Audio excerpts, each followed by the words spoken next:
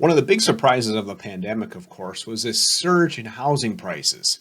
By some of the key measures, prices jumped about 30% over the course of 18 to 24 months. It was just remarkable. But now the boom is over. We're starting to see prices slightly come back.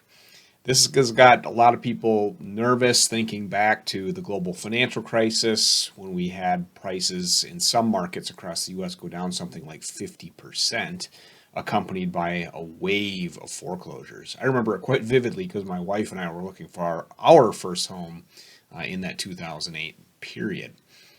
But nonetheless, today I just want to spend a few minutes talking about why I think it is exceptionally unlikely that we're going to see a wave of foreclosures like we saw in the last housing bust. That's what we're talking about. Stick around. To put it succinctly, we're not going to see a big wave of foreclosures for a collection of reasons that are all related. Now, basically, what it really comes down to is the last bust in housing was so extreme. Everybody got burned, from individual homeowners, corporations, financial institutions, policymakers. It was so bad that significant reforms were put in place. And this really changed the profile of people buying homes. It changed the typical deal structures. And then, of course, we also had the benefits of rock bottom interest rates for, over a decade. Now, that collection of things means we have a housing market that is completely different from the one that existed back in the 2007, 2008 timeframe. Back then, of course, we had millions of Americans with the so-called subprime mortgages, many of which required no income verification, many of which were adjustable rate mortgages, which were ultimately going to reset at much higher interest rates. And of course, many of these people had virtually no equity in their homes because they didn't have to put anything down.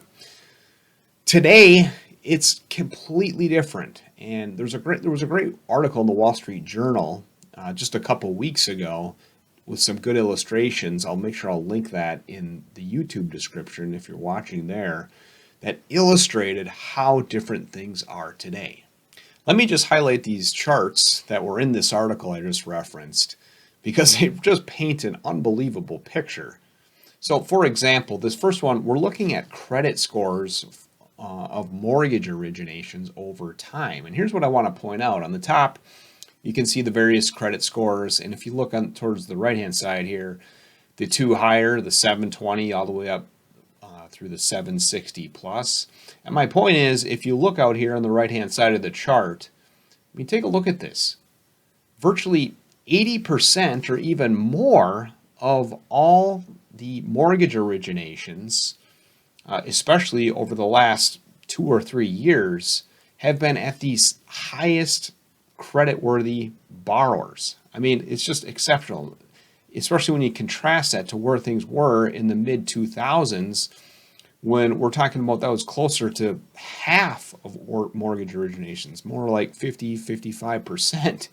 So this is a totally different picture. The people that have been buying houses, especially during this pandemic boom, are those generally considered the most credit-worthy borrowers. And further, because of the nature of the housing market, especially over the last 5 or so years where inventories have been relatively tight, not only have borrowers had to have good credit scores, but they've also had to come to the table with significant down payments. So not only are they coming to the table with down payments, but also, of course, we've had price appreciation. Housing bottomed in roughly 2012. And as a consequence, we have a record amount of home equity in this country. And of course, this is greatly illustrated in this chart, with home equity estimated at over 30 trillion against, call it roughly 13 trillion in mortgage debt here in the US. As you can see, it's a totally different housing market relative to what it was 12, 14 years ago. You're simply not going to see millions of homeowners that have records amount of equity in their home walk away. Even the people that have bought homes over the last couple years with prices at these peak levels, think about it. All those people I'm generalizing here, but generally speaking, these people had to come to these deals with significant down payments, for sure 20%. So even if housing prices do come down 10 to 15%, these people aren't going to be wiped out. And in addition to that, where have mortgage rates been? We had record low mortgage rates. So who's going to want to walk away from a 30-year fixed rate mortgage that's potentially below 3%? It's exceptionally unlikely that that's about to happen. The only thing that I do worry a little bit about when it comes to housing is if inflation ends up being stickier than is anticipated and the Federal Reserve has to push rates up beyond what the market anticipates.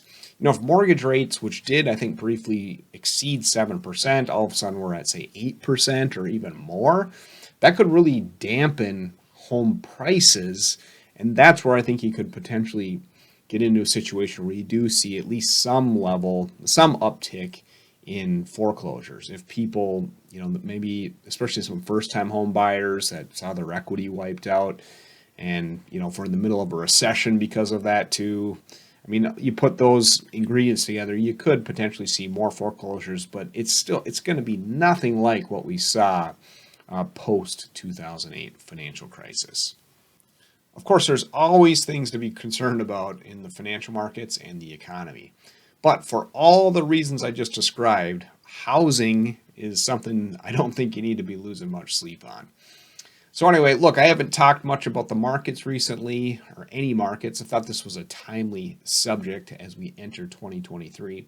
Hope you enjoyed it. Give me a thumbs up if you did. It helps get the message out. And as always, I hope we'll see you on the next one.